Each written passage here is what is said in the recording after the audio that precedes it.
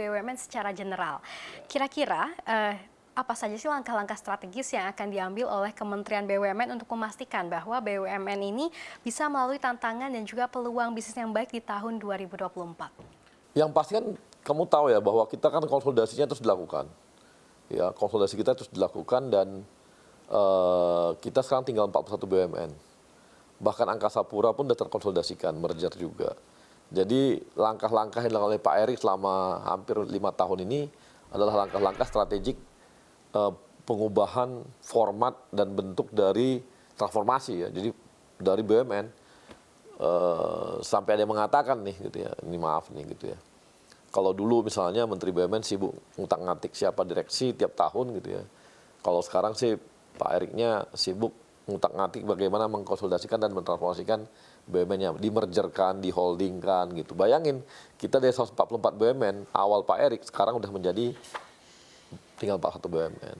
Dan keuntungannya ya besar banget ya. Bahkan kita dividennya dibandingkan sebelumnya, sebelum Pak Erik hampir 2 kali lipat tuh. Jadi cukup besar sih dividen yang kita negara ya. Itu di luar dari keuntungan bersihnya. Jadi ya oke lah ya, oke banget gitu.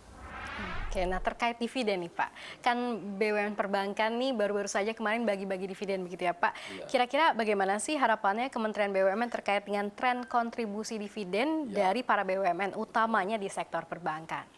Ya kalau kita ya, kalau perbankan mudah-mudahan sih bisa konsisten gitu. Dan justru yang kita lakukan sekarang ini konsisten pertumbuhannya ya. Justru yang kita lakukan sekarang ini adalah memperbanyak BUMN yang berkontribusi. Jadi makin banyak BUMN yang berkontribusi terhadap dividen. Gitu loh. Pertamina sudah naik juga, PLN pun sudah naik juga, ada Pelindo juga gitu ya. Jadi cukup bagus gitu. Jadi sekarang adalah kami memperbanyak BUMN-BUMN yang memberikan dividen dan mengurangi ini ya BUMN-BUMN yang rugi. Walaupun jujur ya, kami katakan ya, BUMN ini kan banyak banget ya, banyak banget.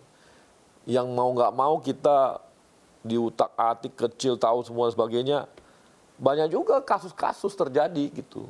Kita bongkar, entah kasus lama lagi terbongkar, dibuka lagi kasus lama lagi dibongkar. Ya mau nggak mau memang bisa dibilang banyak BUMN-BUMN ini direksinya sakit perut semua nih sekarang. Banyak yang sakit perut. Kerjanya ngapain? Yang bersih-bersihin BUMN tuh. Karena banyak banget masalah keuangannya yang ada yang apa ya?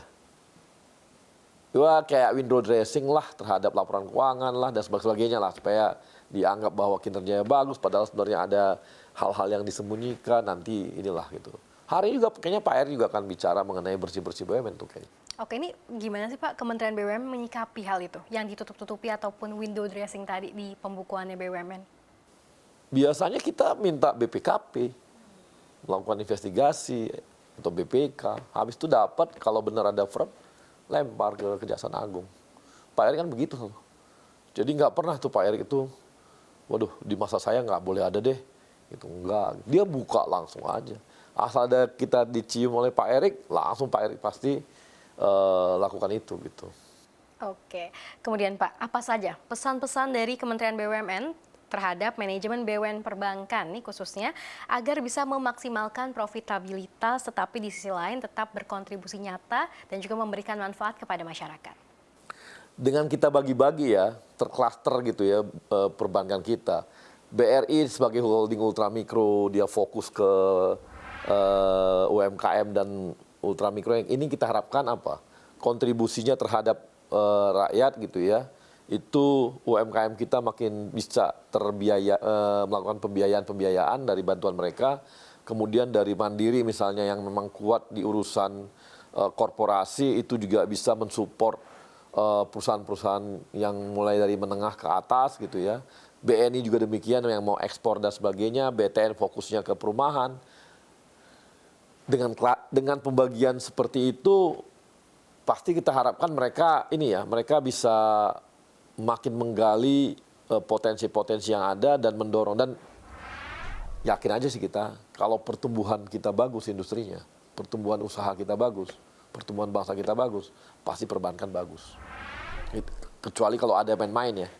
Kalau nggak ada main-main, kalau pertumbuhan ekonominya bagus, pasti banknya pasti bagus. Nggak mungkin nggak. Oke, kalau banknya profit sekali Pak, pasti kan dividennya juga besar begitu Iya. ya? Kira-kira masyarakat ini bisa mengharapkan dividen yang juga lebih besar nggak dibagikan nih Pak? Kan kemarin bagus banget tuh BRI ngasih ke dividennya berapa puluh persen gitu ya. Kemudian, dan besar banget loh. Rata-rata dividen yang kita berikan tahun kemarin itu ke pemegang saham itu terbesar sepanjang sejarah selalu itu. Dividen yang diberikan tuh. Jadi keuntungan yang dapat oleh pemegang-pemegang saham publik itu kali ini besar-besar kok gitu. Oke. Baik, mungkin yang terakhir adalah tantangannya apa saja sih Pak untuk kinerja BUMN di tahun ini? Tahun ini kondisi makro kan agak ini ya. Jadi lebih kepada kondisi makro kita ya. Kita beruntung kondisi politik kita kemarin pemilu, sekarang oke gitu. Baru pemilunya juga bukannya kita bilang secara politik, kita ngomong ekonomi ya, tidak begitu panjang kan, sehingga kemarin selesai, Februari selesai, dan itu sekarang ya proses-proses hukum yang ya kita hargai semua proses hukum yang terjadi, itu membuat kestabilan politik kita akhirnya mendukung kestabilan ekonomi kita. Lihat aja kemarin, selesai pencoblosan, keluar hasil, bursanya naik langsung itu. Jadi market menyambut positif dengan hasil pemilu kemarin gitu. Dan itu mereka ini ya puas karena ini bakal kestabilan politik ini akan mensupport ekonomi. Jadi di Indonesia itu agak pondasinya agak baik nih. Cuma market luar kondisi makro ini, kondisi Amerika kita nggak tahu apakah dia akan turut mempertahankan suku bunganya gitu ya dan lain-lainnya. Itu akan mempengaruhi. Itu yang kita lihat akan mempengaruhi ekonomi kita. Dan itu akan ditantang, udah pasti.